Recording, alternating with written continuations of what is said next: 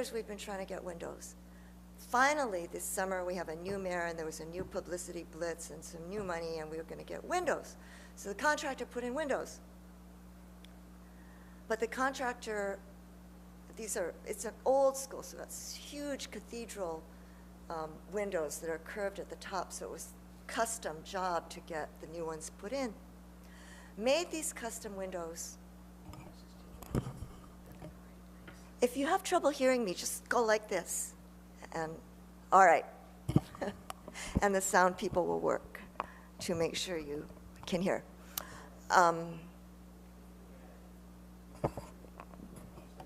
All right. So I'm just going to finish this window story.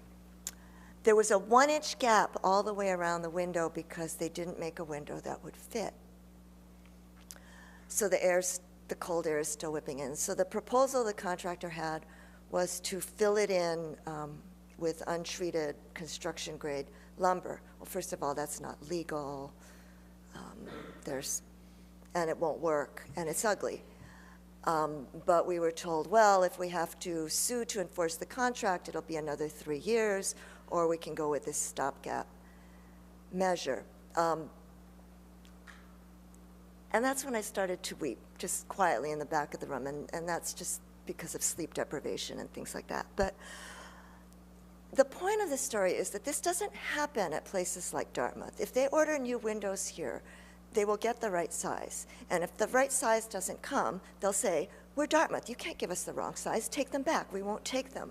But it happens in urban school districts because the system is broken. And for so long, nothing has worked that there's nobody around who knows how to make things work. And that's a lay person's version of something that people who do systems engineering can give you very fancy language for.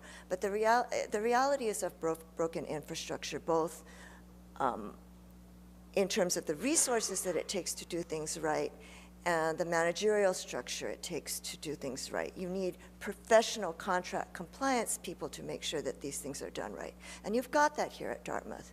And we don't have that in urban public school districts. We don't have so many of what we need. We don't have school social workers. We don't have school nurses.